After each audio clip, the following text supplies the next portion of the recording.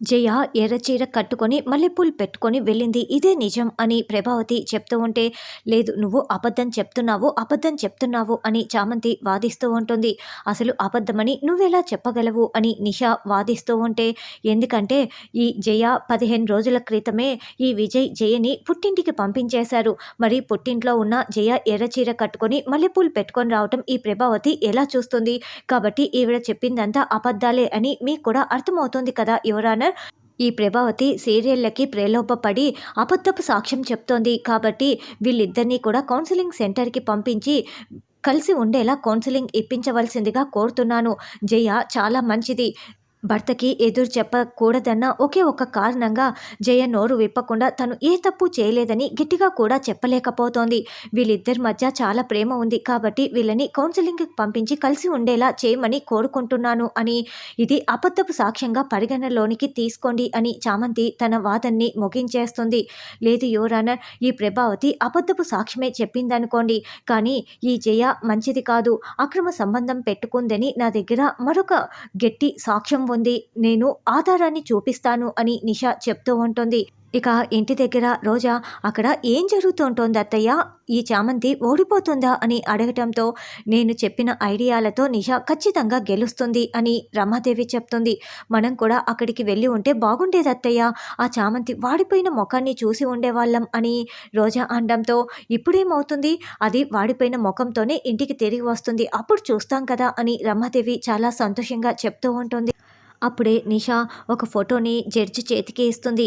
అందులో ఒకతను జయతో కలిపి సెల్ఫీ తీసుకుంటూ ఉంటాడు. ఇదిగోండి యువరానర్, ఈ ఫోటో చూసిన తర్వాత కూడా ఈ జయకి అక్రమ సంబంధం లేదని ఎవరైనా మాట్లాడతారా? ఆ ఫోటోని పరిగణలోనికి తీసుకుని ఈ జయ అక్రమ సంబంధం పెట్టుకుందని చెప్పి వీళ్ళకిద్దరికీ కూడా విడాకులు ఇప్పించండి అని నిషా చెప్తూ ఉంటే, లేదు ఆ ఫోటో అబద్ధం, జయ గారు ఏడుస్తూ ఊరుకోకండి, ఆ ఫోటో మార్ఫింగ్ ఫోటో అని, అది అబద్ధపు ఫోటో అని నోరు విప్పి మాట్లాడండి, అలా ఏడుస్తూ కూర్చుంటే పనులు జరగవు అని చామంతి అరుస్తూ చెప్తూ ఉంటుంది. ఏంటి ఈ ఫోటో నిజం కాదా, నువ్వే నీ నోటితో చెప్పు జయ, చెప్పు అని నిషా నిలదీస్తూ ఉంటుంది. అప్పుడు జయ ఆ ఫోటో నిజం అని ఏడుస్తూ తల ఊపుతూ ఉంటుంది. చూసారా యువరానర్, ఈ జయనే ఈ ఫోటో నిజమని ఒప్పేసుకుంది, అంటే ఇతనితో అక్రమ సంబంధం ఉందని ఈవిడే తన నోటితో నిజం ఒప్పుకున్నట్లే కదా. ప్రభావతి సాక్ష్యం సరిపోతుంది, ఈ ఫోటో అందరికీ చూపించి ఈవిడ పరువు మరింత తీయటం ఎందుకని నేను ఈ సాక్ష్యాన్ని చూపించలేదు. ఇప్పుడు ఈ ప్రభావతి సాక్ష్యాన్ని అబద్ధపు సాక్ష్యం అని కొట్టి పడేసినప్పుడే నాకు ఈ ఫోటోని చూపించక తప్పలేదు. ఈవిడే నిజం ఒప్పేసుకుంది కాబట్టి విడాకులు ఇప్పించవలసిందిగా కోరుతున్నాను అని నిషా చెప్తుంది. దాంతో జడ్జి గారు తీర్పు ఇవ్వటానికి రాసుకుంటూ ఉంటే, ఇక చామంతి వాళ్ళ నాన్నకి ఇచ్చిన మాటని గుర్తు చేసుకుంటూ, అంటే నేను ఈ కేసు ఓడిపోతే ఇక ఈ లాయర్ చదువు చదవలేను, నాన్నని బయటికి తీసుకురాలేను, ఇప్పుడు ఏం చేయాలి అని ఆలోచిస్తూ ఉంటుంది. చామ్, నువ్వు ఓడిపోవు చామ్, ఆలోచించు, నువ్వు ఆ క్వశ్చన్ని రైస్ చేయి అని ప్రేమ్ మనసులో అనుకుంటూ ఉంటాడు. అప్పుడే చామంతి బాగా ఆలోచించి, ప్లీజ్ జడ్జి గారు, నాకు ఒక్కరోజు సమయం ఇవ్వండి, నా క్లయింట్ మంచిది, తను ఏ తప్పు చేయలేదు, ఒక నిర్దోషికి శిక్ష పడకూడదు కాబట్టే నేను గడువు ఇవ్వమని కోరుతున్నాను అని చామంతి దండం పెట్టి వేడుకుంటూ ఉంటుంది. అసలు తీర్పు ఇస్తుంటే ఇప్పుడు మీరు గడువు ఇవ్వటం ఏంటి యువరానర్, నేనైతే ఒప్పుకోను, అయినా సంవత్సరాలు ఈ కేసు లాగటానికి వీల్లేదు, అలా లాగితే నా చదువు ఏమైపోవాలి అని నిషా నిలదీస్తూ ఉంటుంది. యువరానర్, నేను సంవత్సరాలు గడువు అడగటం లేదు, కేవలం ఒక్కరోజు మాత్రమే గడువు అడుగుతున్నాను, అసలు ఏం జరిగిందో మొత్తం తెలుసుకోవాలి కదా, అందుకే ఇలా అడుగుతున్నాను ప్లీజ్ అని బతిమలాడడంతో, ఓకే చామంతి, ఒక్కరోజు సమయం మాత్రమే గడువు ఇస్తున్నాము, ఎందుకంటే నిర్దోషికి శిక్ష పడకూడదు కాబట్టి అని. రేపు ఉదయం 11 గంటలకి ఈ కోర్టు మళ్ళీ ప్రారంభమవుతుంది, ఇంతటితో ఈ కోర్టు ముగింపు అని జడ్జి గారు చెప్తారు. తర్వాత చామంతి దగ్గరికి నిషా వచ్చి, ఏంటే నువ్వు ఓడిపోతావని తెలుసు కదా, నాతో పెట్టుకుంటే ఇలాగే ఉంటుంది, యు ఆర్ ఏ లూజర్ అంటూ చామంతిని ఎగతాళి చేసి అక్కడి నుంచి వెళ్తుంది. తర్వాత జయ, స్వర్ణమ్మ ఇద్దరు చామంతి ముందుకు రావటంతో, ఎందుకండి మీరు, నేను కేసు ఓడిపోయేలా ఎందుకు చేస్తున్నారు, అసలు నువ్వే నిజం ఒప్పుకున్నావు కదా, అదేదో ముందే చెప్పి ఉంటే అసలు నేను ఈ కేసు తీసుకునే దాన్నే కాదు కదా, మీ వల్ల నేను ఈ కేసు ఓడిపోవాలా అని చామంతి అరుస్తూ ఉంటుంది. ఏమండి, అసలు ఆ ఫోటో నిజమే, కానీ తన పేరు అభిషేక్, నా చిన్ననాటి స్నేహితుడు, 10th వరకు కలిసి చదువుకున్నాము, ఇంటర్లో కూడా మేము మంచి ఫ్రెండ్స్, మీ పెళ్ళైన 10 సంవత్సరాల తర్వాత మేము ఫ్యామిలీస్ అంతా కూడా ఒక చోట ఎక్స్కర్షన్ ఫంక్షన్కి వెళ్ళినప్పుడు కలుసుకున్నాము.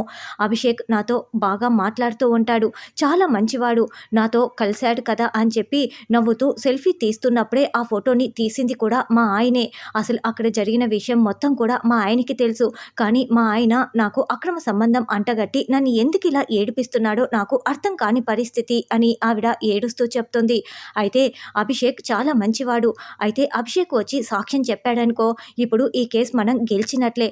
వెంటనే అభిషేక్కి ఫోన్ చేసి నాతో మాట్లాడించు, సాక్ష్యం చెప్పటానికి రమ్మను అని చామంతి చెప్పటంతో, చేయవే అభిషేక్కి ఫోన్ చేయి అని స్వర్ణమ్మ అంటుంది.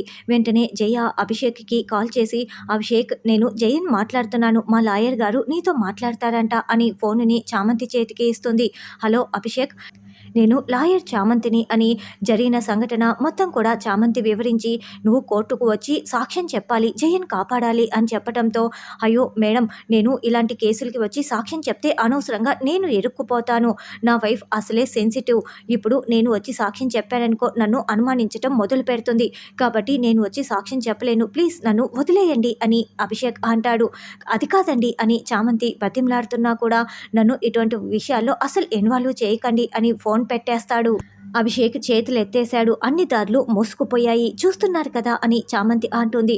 అయ్యో ఇప్పుడు ఎలా దేవుడా అని వాళ్ళిద్దరూ ఏడుస్తూ ఉంటారు.